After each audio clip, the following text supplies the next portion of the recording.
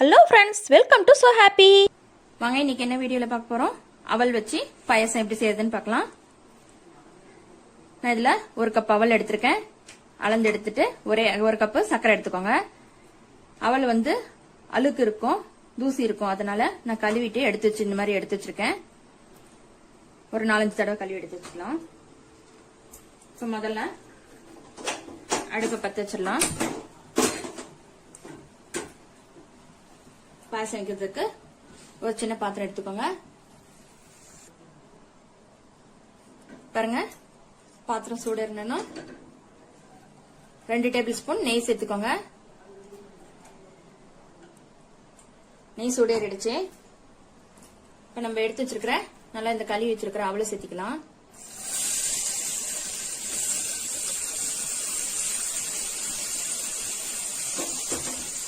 அடுத்த சிம்ல வச்சுட்டு நல்லா பிரட்டி விட்டுக்கலாம்.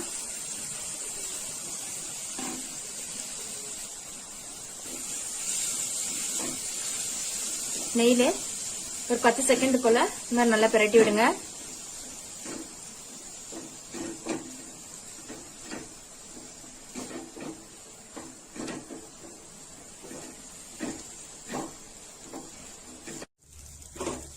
பாருங்க, இந்த மாதிரி நல்லா வதக்கி விட்ட பிறகு இதுக்கு 400 ml தண்ணி எடுத்திருக்கேன்.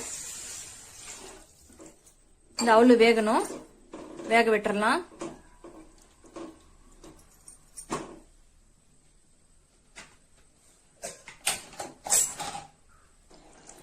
பாருங்க, நம்ம ஊத்தின தண்ணி எல்லாம் நல்லா வத்திக்கிட்டு இப்ப நல்லா அவலு வெந்துருச்சு. இப்ப நான் எடுத்து வச்சிருக்கிற இந்த 400 ml பால் சேர்த்திக்கலாம். இது ஒரு 4 டம்ளர் வர்ற அளவுக்கு தான் நான் இந்த பாயசம் செய்யறேன். உங்களுக்கு இன்னும் கொஞ்சம் வேணும்னா இன்னும் கொஞ்சம் நீங்க அளவு சேர்த்திக்கலாம். பால் சேர்த்துட்டு நான் ஒரு கப் சுகர் எடுத்து வச்சிருக்கேன். ஒயிட் சுகர் தான் போடுறேன் இன்னைக்கு. உங்களுக்கு வேணும்னா நாட்டு சக்கரை கூட நீங்க சேர்த்து செய்யலாம். நல்லா கொதி வரட்டுங்க.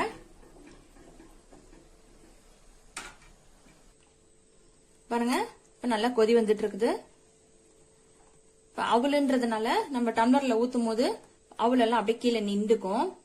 அதுக்காக பாயசம் கொஞ்சம் திக்னஸா இருக்கிறதுக்காக நான் கார்ன்ஃபிளவர் எடுத்திருக்கேன். ஒரு 2 டேபிள் ஸ்பூன், இந்த டேபிள் ஸ்பூன்ல 2 எடுத்திருக்கேன். 2 ஸ்பூன் சேர்த்து தண்ணி கொஞ்சம் சேர்த்துக்கோங்க. சேர்த்து நல்லா கலந்து விட்டுக்கோங்க. எந்த பாயசம் செஞ்சாலும் இந்த மாதிரி 2 டேபிள் ஸ்பூன் கார்ன்ஃபிளவர் சேர்த்தீங்கன்னா கொஞ்சம் திக்னஸ் கொடுக்கும். ஒரு நிமிஷம் போல கொதிக்கிட்டோங்க. அவ்வளவுதாங்க, நம்ம பாயசம் ரெடி ஆயிடுச்சு. இப்ப நான் ஏலக்காய் ஏற்கனவே நான் பொடி பண்ணி வச்சிருக்கேன். அது ஒரு 1/2 டீஸ்பூன் சேர்த்திக்கலாம். இதையும் சேர்த்து நல்லா கலந்து விடுங்க.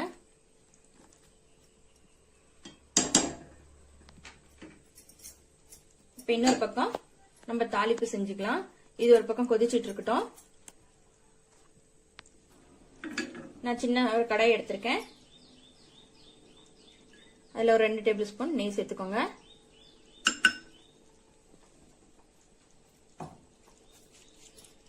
நம்ம எடுத்து வச்சிருக்கிற இந்த முந்திரி பாதாமும் சேர்த்திக்கலாம்.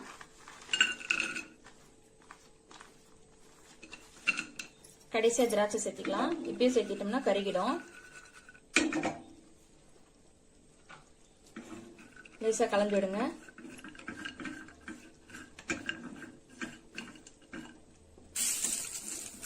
பாருங்க, இந்த அளவுக்கு வறுத்திருந்தா போதும். நான் சும்மா ஒரு 5-6 முந்திரி திராட்சை தான் எடுத்து வச்சிருக்கேன். ஆப்ஷனல் தான், உங்களுக்கு வேண்டாம்னா ஸ்கிப் பண்ணிடுங்க. அவ்வளவுதாங்க. இது அப்படியே நம்ம பாயசத்துல சேர்த்துடலாம்.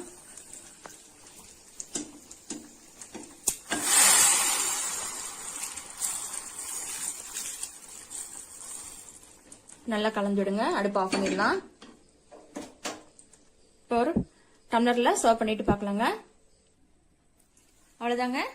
நான் இப்போ ஒரு டம்ளர்ல 2 டம்ளர்ல சர்வ் பண்ணிருக்கேன். எனக்கு இன்னும் 2 டம்ளர் இருக்கு. மொத்தம் 4 டம்ளருக்கு உண்டானதான் நான் அளவு சொல்லியிருக்கேன். நீங்களும் இதே மாதிரி செஞ்சு ட்ரை பண்ணி பாருங்க.